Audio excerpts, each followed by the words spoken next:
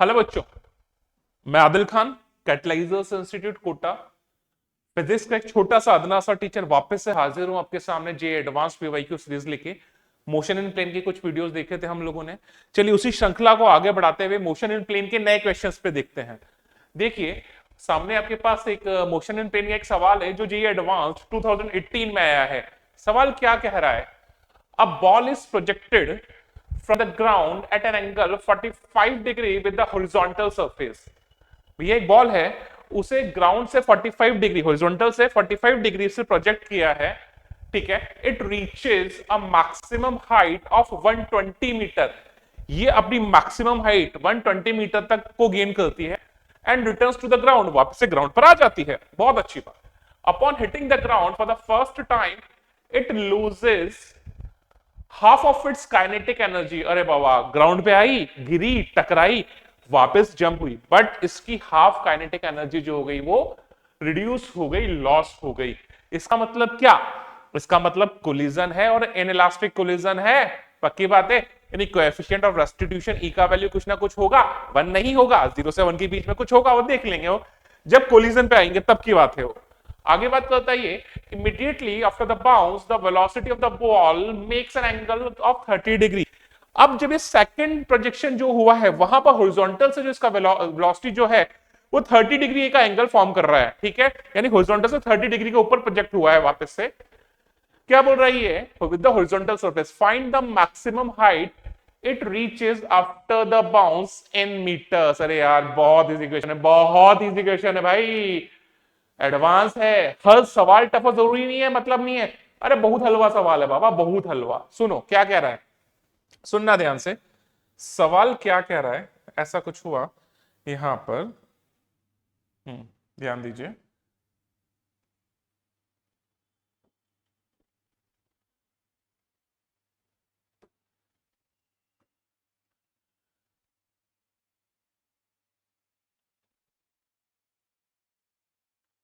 Ball को पहले हमने प्रोजेक्ट किया, सपोज यू स्पीड से, कितना एंगल पे?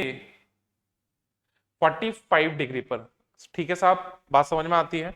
जब ऐसा किया तो इसका ये जो मैक्सिमम हाइट था वो 120 मीटर था। बॉल आई, वापस गिरी, जब वापस गिरी, टकराई, वापस ऊपर भागी, मैंने बोला इसका स्पीड जो हो गया वो कितना हो गया? u1। बट इस बार जो एंगल है वो कितना है? 30 डिग्री। तो इस बार ये जो मैक्सिमम हाइट है वो h1 फाइंड करनी है। समझ में आया? सवाल में पहले क्या दिया हुआ है? मैंने बोला इसकी काइनेटिक एनर्जी इनिशियल वो कितनी थी? Half of m u square. Kinetic energy final जो होगी वो होगी half of m u one square. ठीक है साहब, सवाल ने क्या बोला है? इसने बोला है upon hitting the ground for the first time it loses half of its kinetic energy. यानी इसकी जो फाइनल काइनेटिक एनर्जी होगी भैया वो इनिशियल काइनेटिक एनर्जी का हाफ होगी। पक्की बात है, इसकी फाइनल काइनेटिक एनर्जी जो है वो इनिशियल काइनेटिक एनर्जी का हाफ होगी। पक्की बात है। चलिए, फाइनल काइनेटिक एनर्जी होगी half of m u one square, initial हो जाएगी half of m u square divided by 2। Half m cancel हो गया, यानी यहां से u1 जो आ जाएगा वो हो जाएगा u by root to.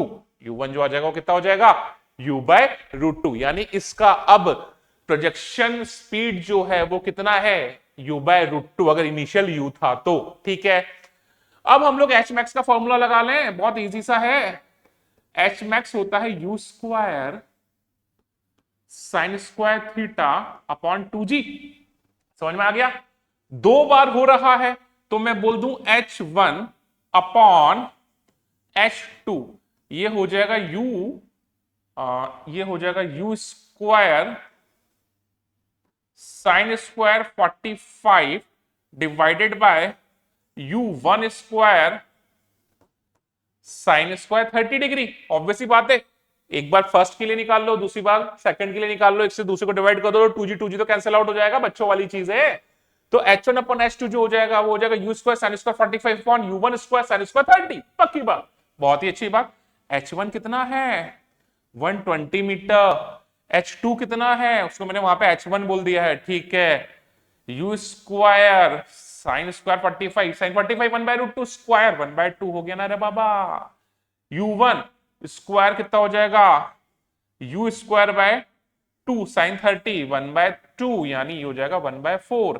You square से यू स्क्वायर कैंसिल हो गया, 1 बाय 2 से 1 बाय 2 कैंसिल हो गया, तो यहां से हो गया 1 by 2 1 by 20 upon H1 is equal to 4 ऊपर चला गया, तो यहां से जो H1 आ जाएगा वो हो जाएगा 1 बाय 120 अपॉन 4, ये हो जाएगा 30 मीटर। अरे बहुत ही इजी सवाल था, इससे ज्यादा इजी कुछ हो सकता है क्या?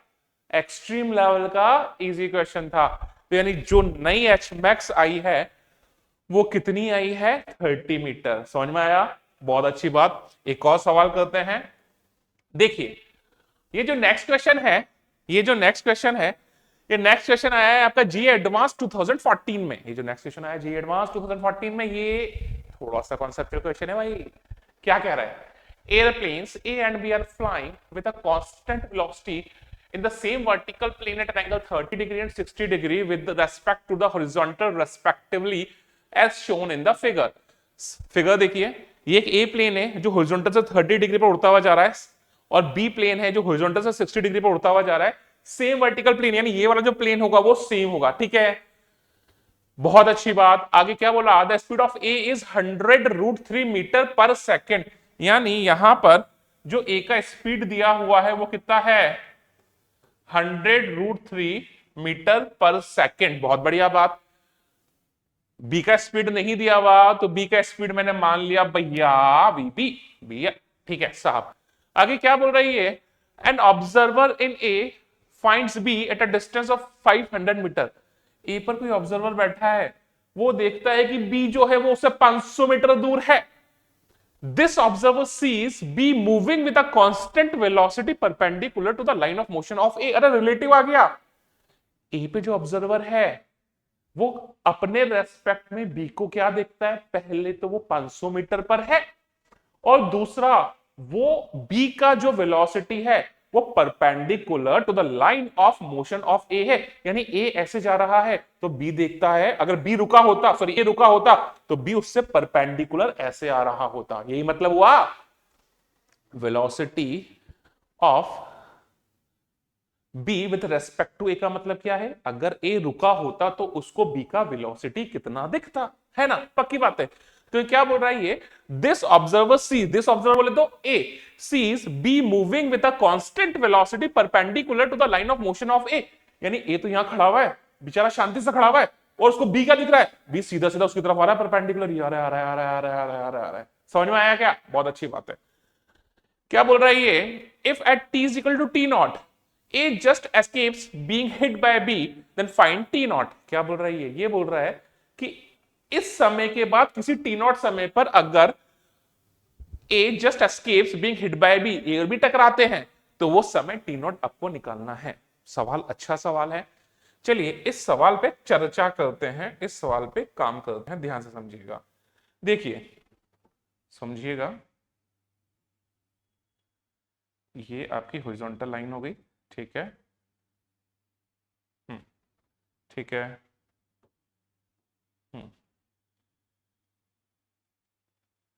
ये आपका ए हो गया, ठीक है, और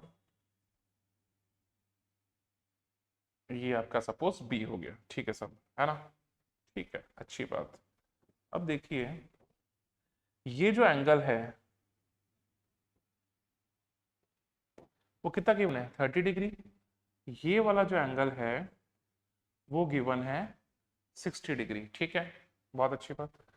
यहां पर ध्यान दीजिए, मैंने बोला ये पॉइंट, यहां पर ये ए है, और जो ए है उसका वेलोसिटी वी ए इधर है कितना? 100√3 मीटर पर सेकंड। कितना है? 100√3 मीटर पर सेकंड। जो बी है जो बी है उस बी का वेलोसिटी, उस बी का वेलोसिटी इधर की तरफ है, वी भी मैंने मान लिया। मैंने क्या किया, मैंने बी से एक लाइन ड्रॉ की। मैंने क्या किया, बी से एक लाइन ड्रॉ की, ध्यान दीजिए, बी से एक लाइन ड्रॉ की इस टाइप से,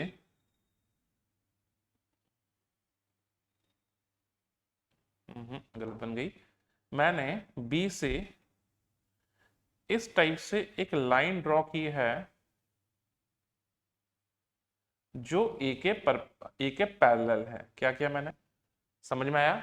मैंने क्या किया, बी से, बी यहां पे था, ये रहा बी, बी से एक लाइन ड्रॉ करी जो ए की वेलोसिटी के पैरेलल है। मैं क्या कर रहा हूं, मैं बी की वेलोसिटी निकाल लूंगा, उसके कंपोनेंट्स फाइंड करूंगा ए की वेलोसिटी के पैरेलल और ए की वेलोसिटी के परपेंडिकुलर। आई बात समझ में?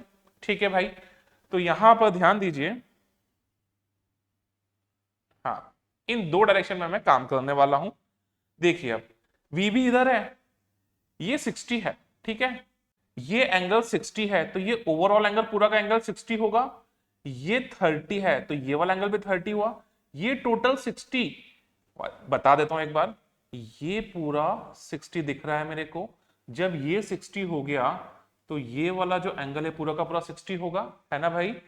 ये वाला एंगल 30 है तो ये वाला एंगल भी 30 होगा।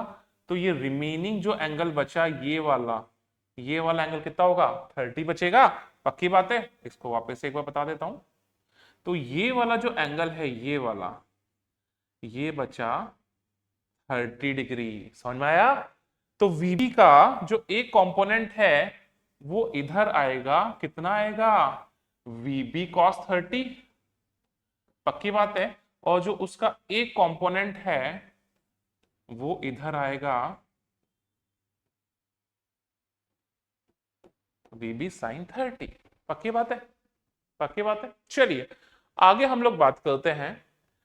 सबसे पहले VA इस लाइन के अलोंग कितना है, 100√3 मीटर पर सेकेंड।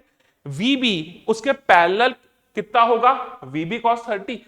दो चीजें, अगर A को B का रिलेटिव वेलोसिटी परपेंडिकुलर दिख रहा है तो उसका पैरेलल वेलोसिटी 0 होना चाहिए रिलेटिवली, यानी VA और VB cos 30 दोनों इक्वल होने चाहिए। ऑब्वियसली बात है, ए दो बॉडीज आपस में ऐसे पैरेलल मूव कर रही है तो इसमें अगर ऑब्जर्वर है तो इसको इसका वेलोसिटी 0 दिखेगा रिलेटिवली, यानी इसका मतलब दोनों का जो वेलोसिटी है पैरेलल के अलोंग वो कितना होना चाहिए, सेम होना चाहिए।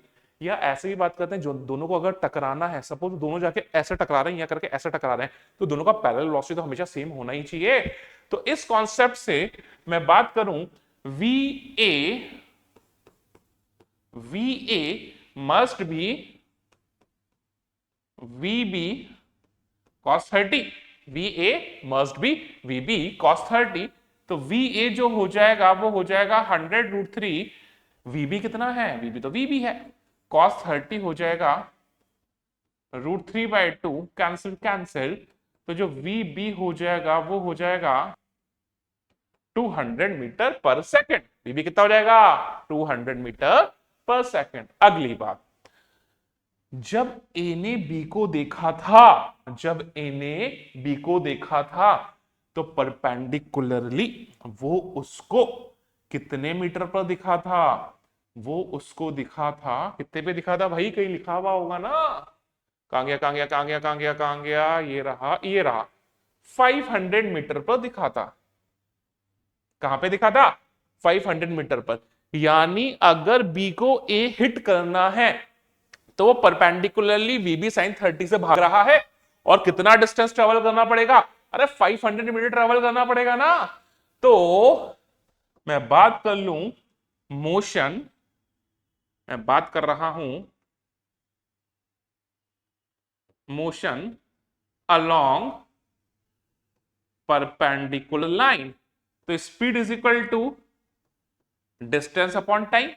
अरे परपेंडिकुलर स्पीड कितनी हो गई, VB साइन 30, डिस्टेंस कितना है 500 और टाइम कितना ले लिया टी नॉट, तो जो टी नॉट का वैल्यू हो जाएगा वो हो जाएगा 500 अपॉन वीबी साइन 30। अरे वीबी कितना था, 200 निकला, साइन 30 कितना था, 1/2 था, तो यहां से ये हो गया 5 सेकेंड। क्या हो गया ये, ओनली 5 सेकेंड।